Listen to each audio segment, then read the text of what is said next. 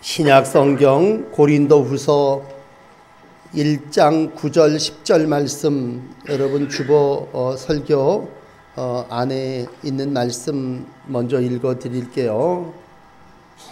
사도 바울께서 고린도후서 1장 9절 10절에 우리는 우리 자신이 사형 선고를 받은 줄 알았으니 이는 우리로 자기를 의지하지 말고 오직 죽은 자를 다시 살리시는 하나님만 의지하게 하심이라. 그가 이같이 큰 사망에서 우리를 건지셨고 또 건지실 것이며 이후에도 건지시기를 그에게 바라노라. 아멘. 여러분들이 마음으로 이 뒤에 말씀을 좀 한번 담으셨으면 해요. 그가 이같이 큰 사망에서 우리를 건지셨고 또 건지실 것이며 이후에도 건지시기를 그에게 바라노라.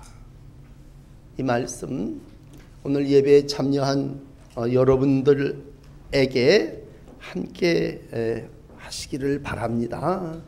하나님이 한번 건져 놓은 사람은요, 하나님의 은혜가 어떤 건지를 알기 때문에 어려움을 당하면 지난번에 건져 주신 것처럼 이번에도 건져 주시겠지, 그러면서 우리는 하나님을 의지하게 되고요, 하나님의 절대적인 구원의 손에 우리를 맡기게 됩니다. 살다 보면 참 힘든 일이 많습니다. 낭망될 때도 있고 또 조그맣게는 실망될 때도 있고 또 아주 크게는 절망될 때도 있죠. 그래서 우리가 어떤 때는 실망하고 낭망하고 절망하며 삽니다. 지금 다시 본문으로 돌아가서 스바냐를 읽으시면서 스바냐 바로 위에요, 히스기야 왕 때의 아주 선왕이었습니다. 이어 아들이 왕이 되는데 므낫세 왕은 아주 악한 왕이었습니다. 그 뒤로 암몬 왕으로 이어지면서 어린 암몬 왕이 639년에 암살당합니다. 나라가 아주 어둠과 절망과 낭만과 소망이 없는 그러한 상황입니다. 도덕적으로 종교적으로 엄청 타락했습니다. 특별히 종교적으로는요, 성전 안에 짬뽕 신앙이 들어옵니다. 혼합 종교가 들어와서 정말 성전 안에서도 우상을 숭배하고 막 그냥 문란한 성행위가 행해지고 도대체 소망이 없습니다. 야, 이제 이스라엘에게 뭐 소망이라고 하는 거 찾을 수 없구나. 하나님은요, 스바냐 선지자를 일으켜 세우셨어요. 그리고 스바냐야, 너가 히스기야의 후손으로서 귀족으로 그냥 궁정에서 좋은 삶만 사는 게 아니라 이 어두운 시대에 너 나가서 저렇게 낭망, 절망, 어두움 가운데 있는 내 백성들에게 너 이 말 좀 전해라. 하나님의 말씀을 전하라고 하는 사명을 스바냐에게 주십니다. 그래서 오늘 깊은 절망 속에 빠져 있는, 아주 애곡하고 있는 백성들에게 스바냐는 가서 외칩니다. 남은 자들이요, 13절이죠. 이스라엘의 남은 자들이요, 여러분들에게는 구원을 베푸실 전능자가 여러분과 함께 하십니다. 오늘 본문은 여기에서부터 시작됩니다. 그렇습니다. 여러분, 우리는 크게 작게 모두가 다 내가 아주 강하게 믿든 의심하든 믿음은 우리 가운데 있죠. 그리고 그 믿음은 무엇인가 하면 하나님이 나를 구원해 주셨다고 하는 믿음입니다. 여러분, 그렇습니다. 구원을 베푸실 전능자가 우리 가운데 계시다고 하는 믿음이 여러분 가운데 다 있습니다. 다시 한번 오늘 가장 기본적인 믿음이겠습니다만 이 스바냐 선지의 말을 들으시면서 여러분들의 분명한 구원관을 확립하시는 시간이 되시기를 바랍니다. 그 첫째는 여호와가 내 형벌을 제거했다고 하는 것입니다. 우리가 예수 믿을 때 무슨 일이 일어납니까? 죄사함 받습니다. 그러므로 이 아침 여러분들은 다 죄사함을 받은 분이십니다. 뭘로? 보혈로, 하나님의 은혜로. 그러므로 십자가를 바라보시는 여러분들이요, 여러분들은 저 십자가의 보혈로 죄사함을 받았습니다. 내가 무슨 자격이 있어요? 자격 없으세요. 그러나 하나님이 은혜로 여러분들의 모든 죄를 용서해 주셨습니다. 늘 불안한 건 뭐냐면요, 의심이 많고 따지기 좋아하고 궁금이 많은 사람들은요, 늘 내가 정말 죄사함 받았나 그렇게 생각을 해요. 그래갖고 무슨 마음이 있냐면 죄의식을 가지고 살아나가시다 그래요. 죄의식. 그런데 오늘 야 무슨 얘기냐, 넌 죄에 대한 의식, 죄에 대한 두려움, 죄에 대한 염려 이딴 거 다 필요 없다. 그저 너는 죄사함을 은혜로 받았으니 여호와가 네 모든 형벌을 제거라는 말도 아시잖아요. 다 없애버리셨단 말이에요. 그러니까 우리 뭐예요? 이제 자유를 얻은 거죠. 그러면 14절에 어떻게 해야 됩니까? 자유함을 얻었네. 시온에 따라 노래할지어다. 이스라엘아 기쁘게 부를지어다. 예루살렘에 따라 전심으로 기뻐하며 즐거워할지어다. 노래하고 기뻐하고 즐거워해야 되는 이유는 뭡니까? 죄가 제거되었기 때문입니다. 죄사함을 받았기 때문입니다. 그 죄 때문에 내가 마음 놓고 일도 못하고 어디 가서 나서지도 못했는데 하나님이 은혜로 모든 죄를 사해 주셨습니다. 여러분 이 죄 사함 받지 못했으면 여러분들은 죄값은 사망이에요. 죄의 삭은 사망이라 로마서 6장 23절의 말씀대로 산다면 여러분들이 죄사함 만약 못 받으셨다면요, 여러분 다 사망하고 지옥 갈 사람이에요. 그런데 하나님이 은혜로 지옥 갈 존재들을 자기가 대신 형벌을 치르시면서 예수 그리스도가 이제 고난주간에 고난을 당하시고 부활하심으로 저와 여러분들의 모든 죄를 대신 담당하셨습니다. 이사야 53장 5절은 뭐예요? 저가 찔림으로 또 저가 상함으로 우리의 모든 허물과 죄가 깨끗하게, 저가 채찍에 맞음으로 우리의 모든 고통에서 죄에서 우리가 깨끗하게 나음을 입었도다. 이건 내가 닦아낸 게 아니라 그분이 다 우리 가운데 해주셨다는 얘기입니다. 또 하나, 하나님이 우리 가운데 행하신 일은 뭐냐? 15절의 말씀해 보니까 너의 원수를 쫓아내버렸다 이렇게 얘기하고 있습니다. 여러분 이건 더 신나는 얘기입니다. 내 안의 죄를 제거해 준 것만이 아니라 나를 괴롭히고 두렵게 하고 지배했던 마귀, 요즘 제가 왜 이 사탄 얘기를 많이 하는지 모르겠는데 마태복음 4장을 지지난주일날 설교해 드렸는데 정말 원수가 우리 가운데 와서 지배하고 우리를 아주 그냥 올가매려고 할 때에 여호와가 원수를 쫓아내 주셨습니다. 원수는 마귀예요. 마귀는 우리를 아주 이간시키고 분리시키고 산산이 붙잡아 놓는 좋은 생각, 아주 선한 에덴 동산에 마귀의 역사가 들어온다면 죽음을, 쫓겨남을, 마귀는 가인의 마음을 충동해서 동생 아벨을 죽이는 살인자가 되게 하는 게 마귀의 역사입니다. 마귀는 예수님께로 들어와서 예수님을 시험하게 되고 예수님을 자꾸 몰아내려고 합니다. 그런데 어떻게 해요? 이 원수를 하나님께서 오셔서 다 내쫓아 주신 줄을 믿습니다. 15절은요, 놀라운 왕권을 가지신 하나님이 우리를 원수로부터, 죄로부터, 죄는 제거해버리고 원수는 내쫓아버리시고 다 사면하게 해주셨다는 얘기입니다. 용서해 주셨습니다. 여호와가 너의 형벌을 제하였고 너의 원수를 쫓아내었으며 이스라엘 왕 여호와가 너희 중에 있으니. 오늘 여러분 이 한 말씀 들으면요, 이건 진짜 죄송하지만 돈으로 얘기하면 1000만 불보다도 더 귀한 겁니다. 그렇지 않습니까? 내가 엄청난 형벌을 짊어지고 사는데 누군가가 와서 그걸 다 제거해 줬어. 내가 엄청난 원수 가운데 얽히고 설켜서 사는데 하나님이 오셔서 그 다 쫓아내버려 주셨어. 그러면 여러분 이거 엄청난 혜택을 받은 거 아닙니까? 참 감사하며 구원을 베푸실 전능자로 인하여 기뻐하고 노래하고 찬송하는 건 당근 아닙니까? 이건 여러분, 그러므로 우리 속에 아직도 요만큼이라도 남아있는 죄의 의식이 있다면 이 시간 이 말씀을 들으시면서 여러분들의 모든 죄의식이 다 제거되어진 줄을 믿으시기를 축원합니다. 용서받으셨습니다. 여러분들은 더 이상 원수가 여러분들을 지배하지 못하면요, 이제 세 번째로 말씀을 드리고, 이 15절도 17절도 두 번 기록되어 있기 때문에 말씀드리는데, 여호와가, 이스라엘의 왕 여호와가 너희 중에 있으니 다시는 화를 당할까 두려워하지 아니할 거라.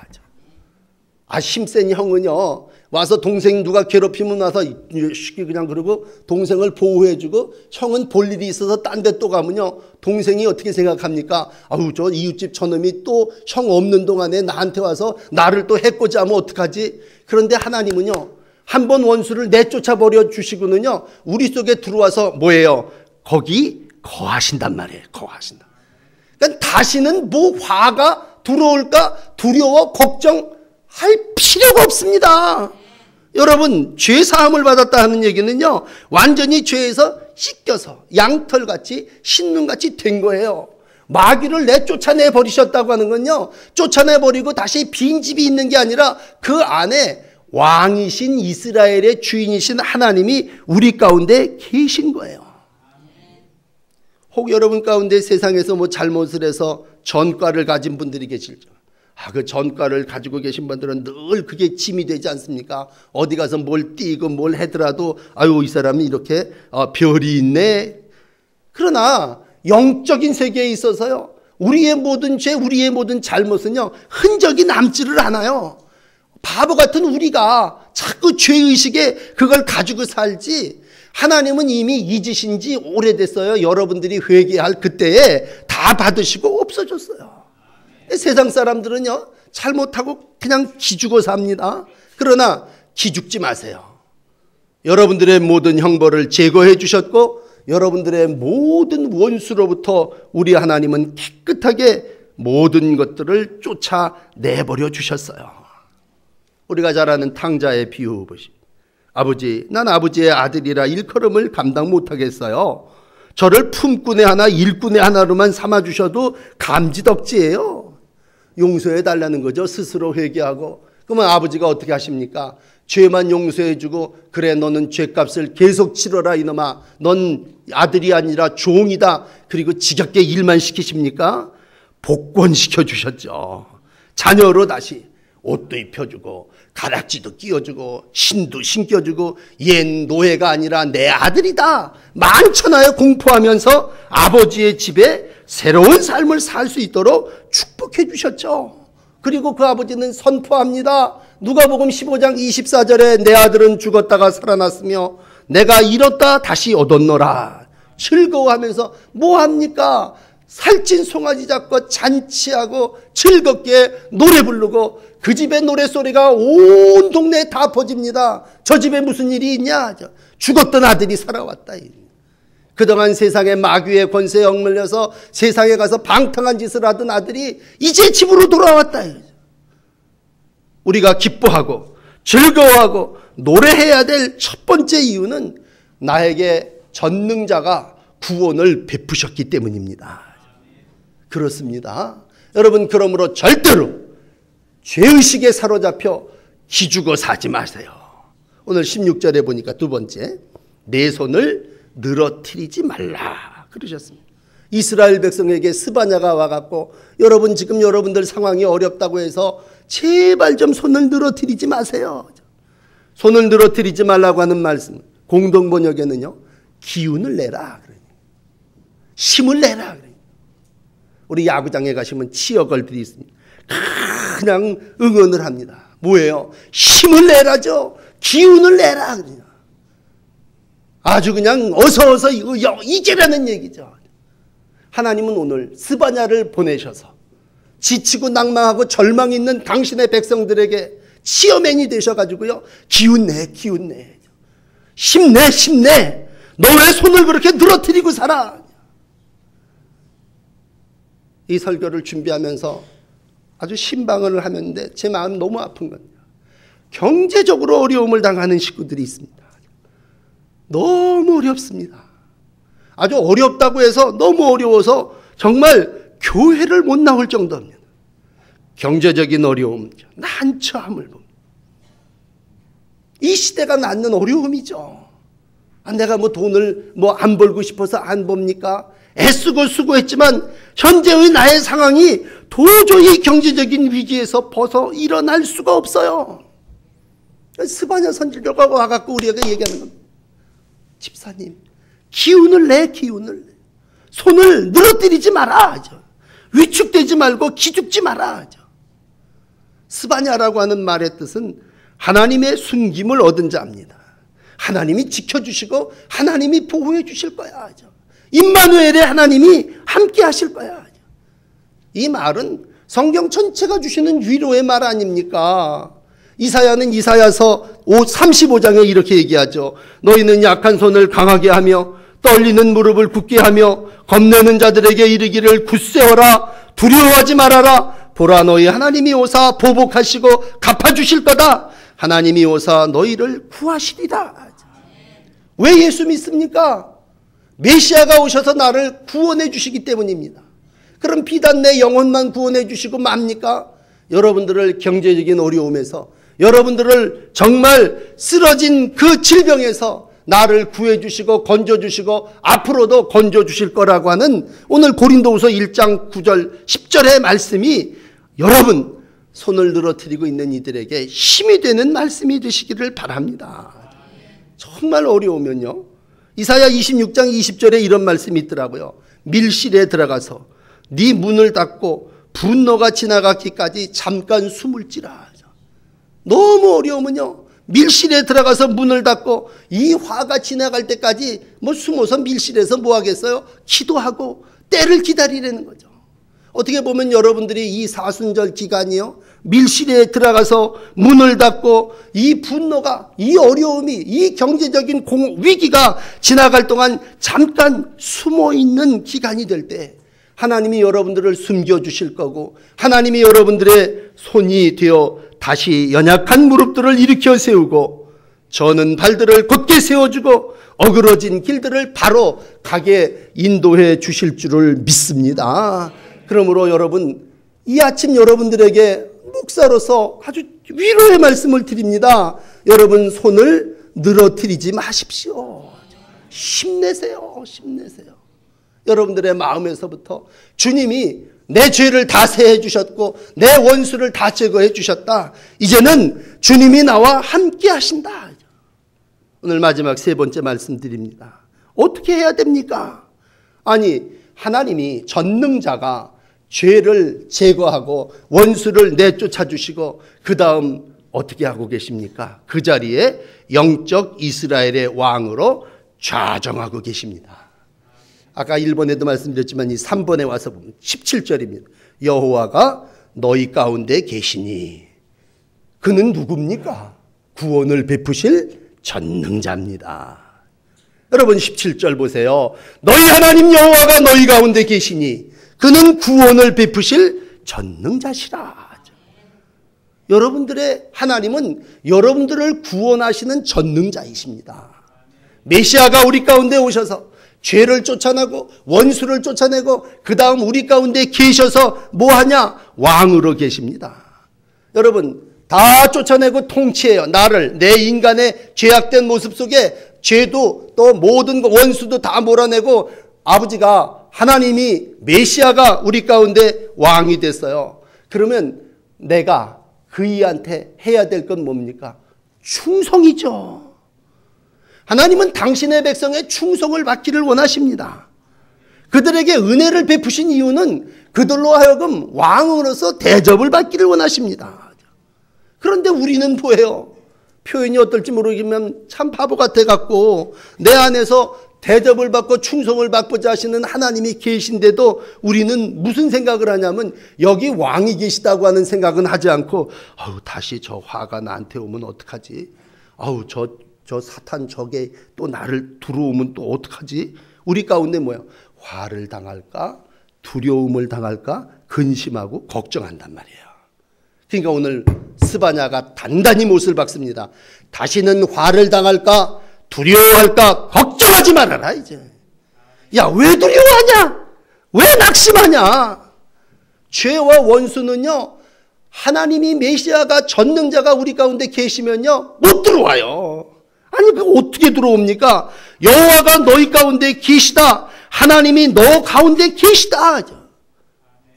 복음서로 넘어와서 요한복음 14장 18절을 읽어드릴게요. 내가 너희를 결코 고아와 같이 버려두지 않을 거다. 내가 너희에게 오리라 볼지어다. 세상 끝날까지 내가 너희와 항상 함께 할 것이다.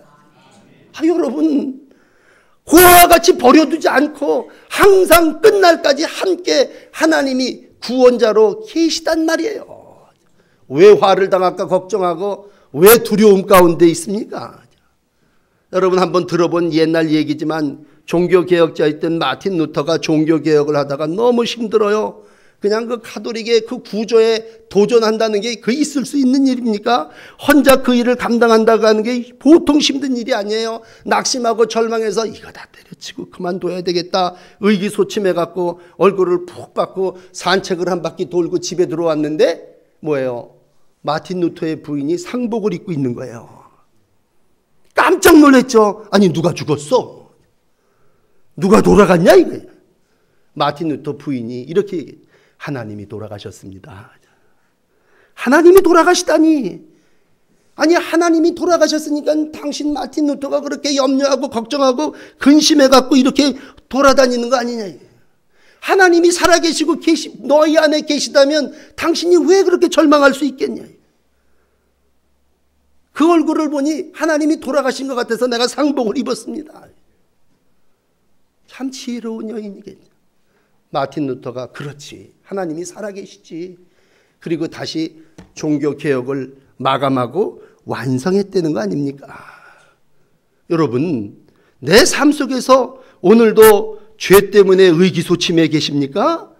내가 원수가 나를 다시 해하려고 뭐 그럴까봐 근심이 되십니까? 그건 하나님이 우리 가운데 계시다고 하는 믿음이 부족한 거예요. 오늘 그런 우리를 향해서 스바냐가 얘기합니다. 여호와가 너희 가운데 계시니. 우리 옆에 분들하고 예배 중이지만 인사 한번 합시다. 여호와가 당신과 함께 계십니다. 그렇게 한번 인사합시다. 옆에 분들한테. 아멘. 그 함께 계신 전능자는 여러분들을 한 번 건져주고 끝내실 분이 아니라 전에도 건져주셨고 앞으로도 건져주실 거고 큰 시련에서도 건져주실 거고 왕으로 여러분 가운데 영원히 계실 분이십니다. 그 하나님의 구속의 은혜, 그 하나님이 베푸신 사랑이 오늘 여러분 가운데 함께 하실 줄을 믿습니다. 그러므로 오늘 17절 맨 마지막 보십시오. 그러니 너희 하나님 여호와가 너희 중에 매일 계시니 시간 계시니 우리는 어떻게 해요? 기쁨을 이기지 못하며 잠잠히 사랑하며 기쁨을 즐거움으로 노래하며 영적인 삶을 살아야 된다는 거죠. 우리 얼마 전에 다니엘을 읽었습니다. 오늘 결론의 예화를 다니엘로 든다면요. 다니엘이 위기를 만났습니다. 이건 잘못하면 목이 달아납니다. 모든 사람들이 야 잠깐 하나님이 계심을 유보해라. 그런 은근한 압력이 옵니다. 그럴 때 다니엘 3장 17절에 얘기합니다. 왕이여 우리가 섬기는 하나님이 계시다면 우리를 맹렬히 타는 불무불 가운데서 능히 건져내시겠고 왕의 손에도 건져내시리이다. 우리가 믿는 하나님은 날 건져내시는 분이십니다. 구원해 주시는 분이십니다. 아니 풀무불이 7배 뜨겁다고 하나님이 거기서 못 건지시면 그분이 하나님이십니까? 다니엘의 신앙은 뭐예요? 어떠한 절망 가운데 환난 가운데 고통 가운데도 뭐예요? 하나님이 나를 건져주시는 분이라고 하는 믿음입니다. 이 믿음 가지고 여러분 이 어려운 시대에 다시 한번 하나님이 나를 사랑하시고 하나님이 나를 축복해 주신다고 하는 믿음 가지시고 손을 늘어뜨리지 마시고 여호와가 내 안에 계시고 그분은 오늘 제목대로 구원을 베푸실 전능자라고 하는 믿음을 가지시고 하나님의 나라를 한 걸음 한 걸음 이루어 나가시는 주님의 제자들, 왕으로 주님을 모시는 하나님의 거룩한 백성들이 다 되시기를 축복합니다. 기도하겠습니다.